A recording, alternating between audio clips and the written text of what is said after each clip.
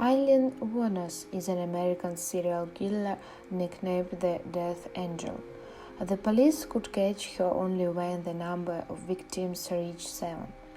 The society was amazed at the number and cruelty of crimes, but after the biography of the woman was made public, many were filled with pity for her.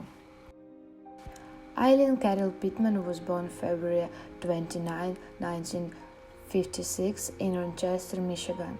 At the time, both her parents were minors and had already managed to leave, so the girl never saw her father. 2 months before her birth, Leo Dale Pittman was convicted of pedophilia.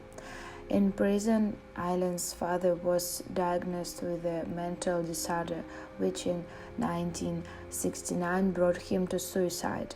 A man hanged himself in his cell.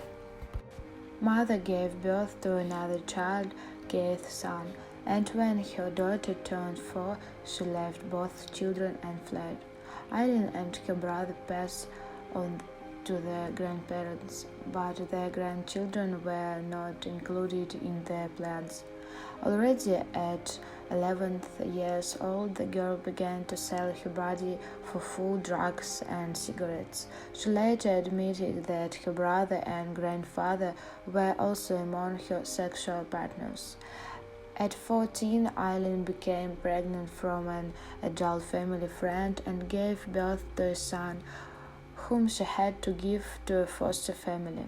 The birth of a child and partying with him broke her completely. The girl dropped out of school. Grandmother soon died, and grandfather drove the granddaughter out of the house.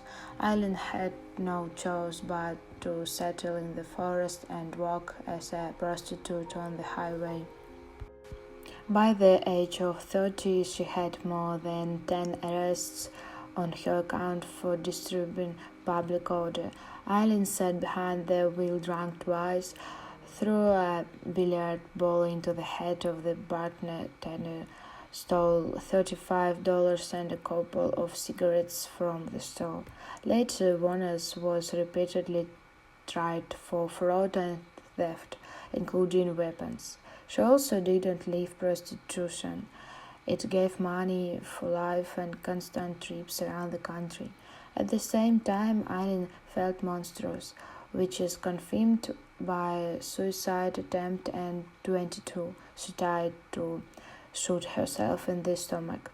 In the early photos, she looks like a pretty blonde, and the later ones, she looks like an early-aged woman with a half-crazy look. Her victims were always middle-aged men, whose cars she stopped on the highway with a request to drive to the nearest city. At the trial, Eileen claimed that the drivers paid for demanding sex or taking it by force. Among those killed were a retired army major, a former police chief, a retired worker, a builder, and even a Christian preacher. Wuornos dealt with everyone the same way. She shot at point-blank range with a pistol, drove the body to the forest, to a handful or other uninhabited place, and threw it alone with a car, always grabbing valuables from bags and pockets. The maniac tried to hide the evidence, far from always.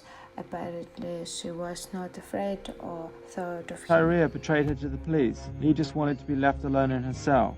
There's been enormous public pressure to send her to the chair, and each county wants to be seen to be the one to do it. You don't want to be present for today's hearing. Because I'm tired of this re-election jazz. They're just trying to get promotional ladder climbing and political prestige from this. And I'm sick and tired of this. I'll probably get 3 more death row sentences, and then I got to go to Pasco and Dixon for 2 more death row. How many times you got to kill me? You know, I mean, this is bullshit. They don't need to be doing this. Governor Jeb Bush signs death warrants scheduling the executions. 44-year-old Eileen Wuornos is one of the nation's first known female serial killers. She will be executed October 9th for the murders of 6 men. Wuornos has dropped all of her appeals. I'm trying to save taxpayers' money. You people don't care. You want to press on with a jury and everything else to try to impress the public.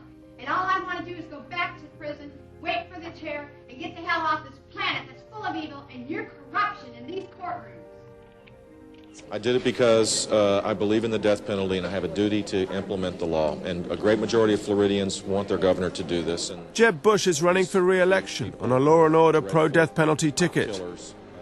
Eileen's execution date for October the 9th fits in perfectly, a month before these elections.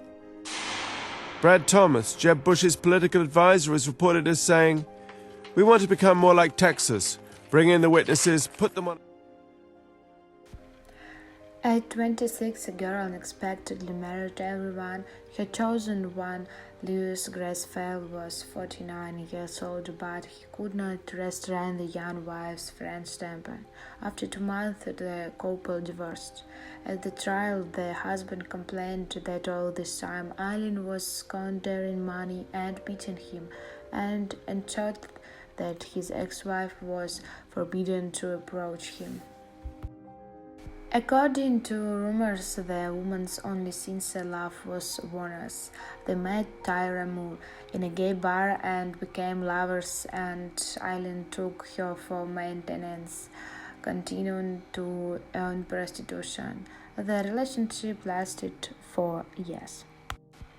She herself confirmed in an interview that she had committed murders, by no means in the state of passion. Eileen perfectly understood what she was doing, and her burning hatred for the victims and not fear led her.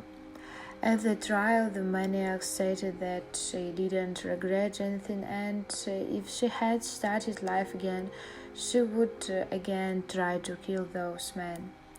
Instead of electrocution, Warnes received the lethal injection. Her last words before the execution sounded like, "I'll be back." Eileen's body was cremated. Dan Watkins, a childhood friend, asked for permission to pick up the remains. She took the ballot box home to Michigan and there dispelled the dust in the wind.